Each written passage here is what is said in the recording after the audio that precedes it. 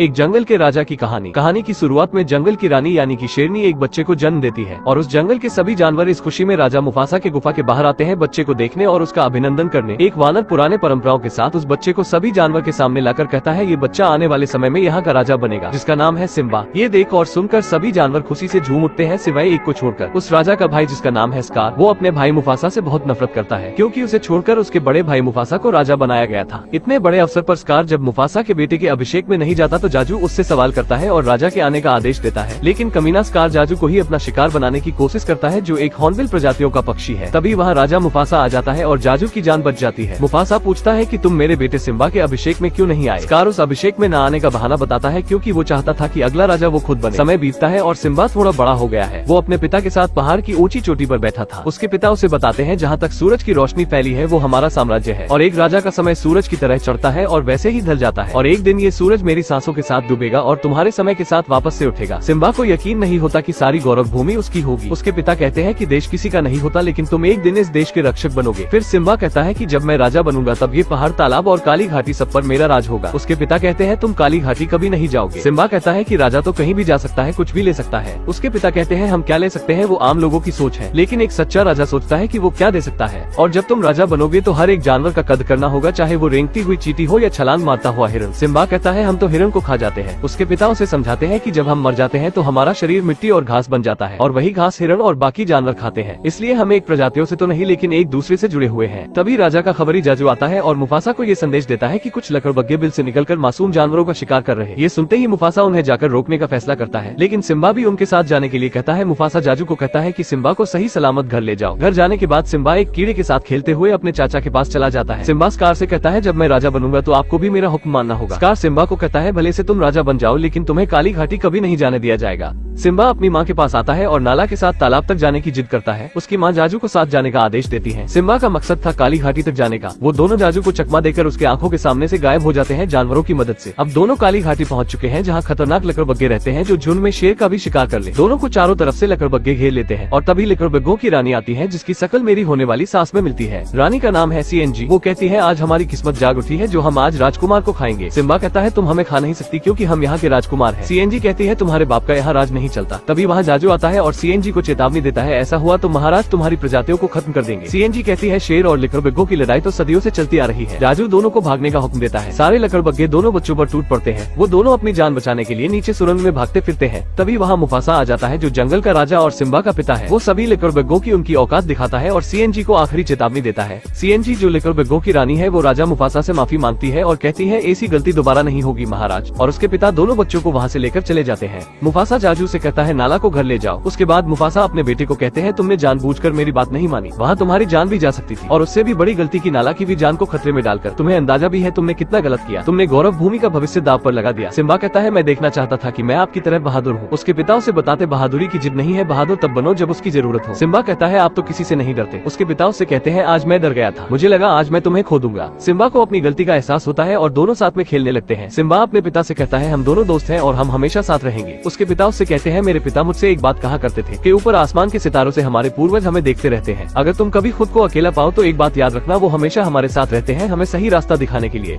फिर हमें काली घाटी दिखाई जाती है जहाँ स्कार लकड़बग्गों से मिलने आता है और उनसे कहता है तुम सब तो एक कीड़ा तक नहीं छोड़ते और मेरे भेजे गए 2 पिल्लों को तुमने जिंदा कैसे जाने दिया। लकड़बग्गे स्कार से पूछते हैं तुम यहाँ क्या लेने आए हो। स्कार कहता है मैं तुम सबको जिंदगी भर की दावत देने आया हूँ। लकड़बग्गों की रानी CNG स्कार से कहती है तो ठहरा भिखारी हमें क्या देगा। स्कार कहता है मैं गौरव भूमि का हर एक जानवर तुम्हें दूंगा अगर मैं राजा बन गया तो। स्कार सभी के साथ मिलकर राजा मुफासा को जान से मारने की तैयारी करता है।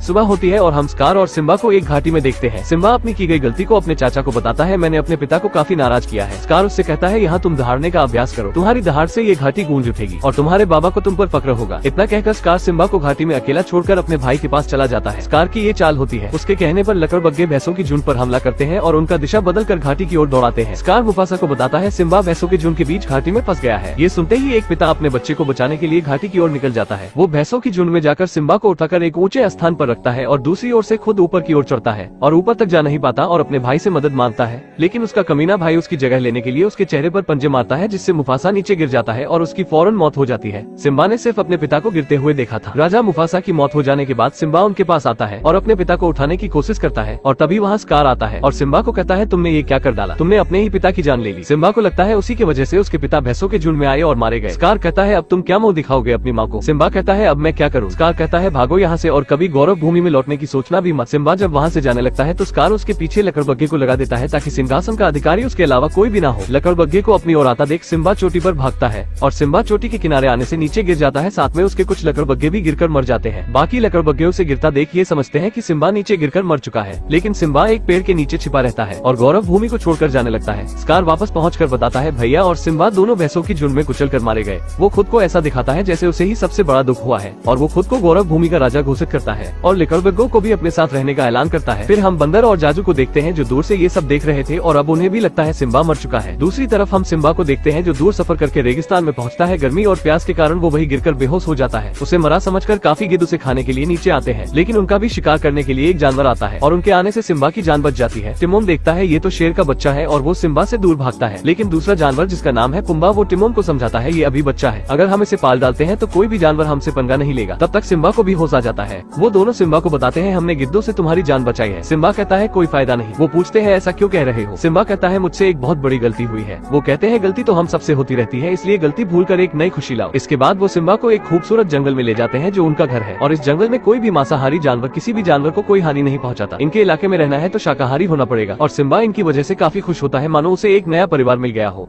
वो दोनों सिम्बा को एक पुरानी लकड़ी के पास ले जाते हैं और उस लकड़ी को तोड़ते हैं तो उसमें निकले हुए कीड़े को मिल बांट कर खाते हैं। समय गुजरता है और सिम्बा थोड़ा बड़ा हो गया है, लेकिन गौरव भूमि में काफी बदलाव आ चुका है जहाँ लकड़बग्घे स्कार के कहने पर सभी जानवरों का खुलेआम शिकार कर रहे हैं।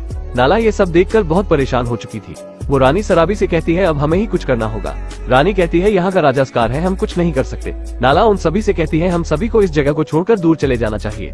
रानी सराबी कहती है ये गौरव भूमि हम छोड़कर नहीं जा सकते, यही हमारा घर है। उसके बाद सीएनजी सराबी के पास आकर कहती है तुम्हें महाराज ने बुलाया है। स्कार सराबी से कहता है बरसों पहले तुमने मुझे छोड़कर मुफासा को चुनकर अच्छा नहीं किया और अब तुम मेरी रानी बन गई तो जंगल के सारे जानवरों का शिकार करके हम कभी भूखे नहीं रहेंगे और बाकी के सभी शेर तुम्हारी इज्जत करते हैं, इसीलिए जब तक तुम मेरी नहीं होगी वे मेरे नहीं होंगे। रानी सराबी कहती है मैं तुम्हारी रानी कभी नहीं बनूंगी। लेकिन रात के समय नाला जो सिम्बा की बचपन की दोस्त है वो गौरव भूमि से निकलने की कोशिश करती है, लेकिन उसकी सुगंध से वहाँ स्कार आ जाता है, जिससे नाला की जान बचाने के लिए जाजू आता है और सभी जानवरों को अपना शिकार करने का ऑफर देता है, जिससे नाला को वहाँ से निकलने का समय मिल जाता है। दूसरी तरफ हम सिम्बा को देखते हैं जो बाकी जानवरों के साथ खुशी से इस जंगल में रह रहा था, लेकिन बहुत से जानवर सिम्बा से बहुत डर रहे थे। सिम्बा सभी को खाना खिलाता है, फिर रात हो जाती है।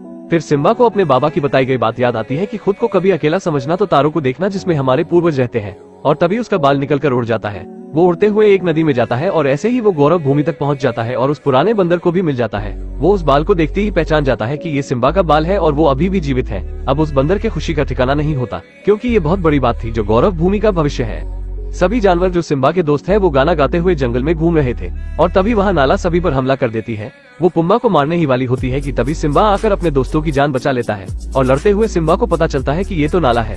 नाला भी सिम्बा से मिलकर काफी खुश होती है क्योंकि गौरव भूमि में सभी को बताया गया था कि सिम्बा की मौत हो चुकी है। नाला सिम्बा को बताती है तुम्हारे यहाँ आने के बाद स्कार ने खुद को राजा बनाकर लकड़बग्घों के साथ सभी जानवरों का शिकार अब तक करते चले आ रहे हैं और तुम्हें गौरव भूमि में लौटना होगा क्योंकि तुम ही हमारे राजा हो। सिम्बा मना करता है और नाला को अपने साथ रहने को कहता है कि तुम भी मेरे साथ यहाँ रहो, हमें यहाँ सब कुछ मिलेगा, लेकिन नाला मना कर देती है। उसके बाद सिम्बा नाला को पूरे जंगल में घुमाता है और ज्यादा समय होते ही नाला गौरव भूमि लौटने का फैसला करती है और जाने से पहले नाला सिम्बा से कहती है मैं तो यहाँ मदद लेने आई थी, लेकिन तुम्हारे पास आकर मैंने गलती की। लेकिन सिम्बा उसके साथ नहीं जाता। फिर सिम्बा को एक वानर हर जगह दिखता है। वो सिम्बा से कहता है तुम क्या हो। सिम्बा कहता है मैं कुछ नहीं हूँ। वानर सिम्बा से कहता है जो कुछ नहीं होते वही कुछ खास होते हैं। सिम्बा वानर से कहता है तुम मेरे बारे में कुछ नहीं जानते। वानर सिम्बा से कहता है तुम मेरे गोद में खेलते थे और तुम्हारे पिता जिंदा है और मैं तुम्हें उनसे मिला सकता हूँ। इतना सुनते ही सिम्बा उस वानर के पीछे जाता है। वानर उसे एक नदी में उसी की परछाई दिखाता है जिसमें सिम्बा को अपने पिता का चेहरा दिखता है। फिर गरजते हुए बादलों से आवाज आती है सिम्बा के पिता की और वो सिम्बा को कहते हैं जीवन की इस दौड़ में तुम्हें अपना चेहरा ढूंढना होगा। सिम्बा कहता है ये मुझसे नहीं होगा। उसके पिता उसे कहते हैं कि याद रखो कि तुम कौन हो, एक सच्चा राजा। सिम्बा अपने पिता से माफी मांगते हुए कहता है मैं आप जैसा कभी बन नहीं सकता। उसके पिता उससे कहते हैं जब मैं राजा था तो मेरे लिए सबसे गौरव की बात थी कि तुम मेरे बेटे हो।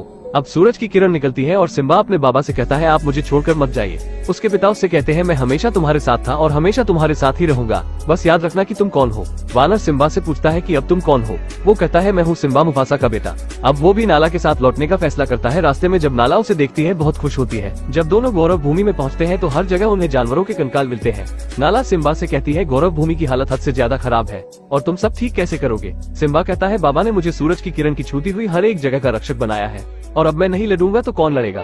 अब वहाँ जाजू भी आ जाता है और सिम्बा को देखकर बहुत खुश होता है और तभी वहाँ सिम्बा के बचपन के दोस्त आ जाते हैं। जाजू सिम्बा को कहता है, हम मरते दम तक तुम्हारे साथ हैं महाराज। फिर हम स्कार को देखते हैं जो सिम्बा की माँ के साथ लड़ रहा था। सिम्बा वहाँ पर आता है और स्कार से कहता है, दूर रहो मेरी माँ से। सिम्बा को जिंदा देख सभी खुश होते हैं और स्कार सिम्बा से डरने लगता है। सिम्बा की माँ उसे फौरन अपने गले से लगाती है और सिम्बा के आते ही सभी शेर स्कार को ललकारते हैं। स्कार सिम्बा से कहता है, बताओ इन सभी को कि मुफासा की मौत कैसे हुई थी। सिम्बा कहता है, वो सिर्फ एक हादसा था। स्कार कहता है, जो अपने पिता का ना हो सका वो हमारा क्या होगा। स्कार सिम्बा को मारने के लिए चोटी के किनारे लाता है और सिम्बा चोटी के किनारे आकर लटक जाता है। स्कार सिम्बा को कहता है, ऐसा मंजर पहचाना हुआ लगता है जब तुम्हारे पिता घाटी के ऊपर लटके थे। और एक राज की बात बताऊं भतीजे, मैंने ही मुफासा को नीचे गिराकर मारा था। ये बात सुनते ही सिम्बा स्कार की दाढ़ी पकड़कर ऊपर आता है और फिर लकड़बग्गों और शेरनियों की लड़ाई होती है और इसमें सभी शेर लकड़बग्गों को उनकी औकात दिखाते हैं, जिससे सभी लकड़बग्गे हार मानते हैं। सिम्बा देखता है कि स्कार भाग रहा है। सिम्बा उसके पीछे जाता है एक पहाड़ के ऊपर। इस पहाड़ से भागने का कोई रास्ता नहीं होता, इसलिए स्कार सिम्बा से माफी मांगता है और कहता है, मैंने कुछ नहीं किया, सब लकड़बग्गों ने किया और मैं सारे लकड़बग्गों को मारने ही वाला था। और ये बात लकड़बग्गे सुन लेते हैं और स्कार कहता है, मैं तुम्हारा इकलौता चाचा हूँ, क्या तुम मुझे मार दोगे। सिम्बा कहता है, मैं तुम्हारे जैसा नहीं हूँ, चले जाओ यहाँ से और गौरव भूमि में कभी मत लौटना। स्कार उसकी आंख में चिंगारी मारता है जिससे सिम्बा को कुछ दिखता नहीं और स्कार उसे पहाड़ से नीचे गिराने की कोशिश करता है, लेकिन सिम्बा खुद को संभालता है और लड़ाई के दौरान स्कार नीचे गिर जाता है। लेकिन नीचे गिरने के बाद भी स्कार जिंदा रहता है और सभी लकड़बग्गे स्कार को नोच खाते हैं। बारिश होती है और गौरव भूमि में फिर से हरियाली आती है और आज सिम्बा और नाला का बेटा होता है और वानर उसे सभी के सामने लाकर कहता है, ये आने वाले समय में यहाँ का अगला राजा बनेगा। माफ करना, हमने बहुत दिन पर फुल वीडियो लाए। अगर आप वीडियो को लाइक करेंगे तो अगले संडे आपको इससे अच्छी कहानी देखने और सुनने को मिल सकती है।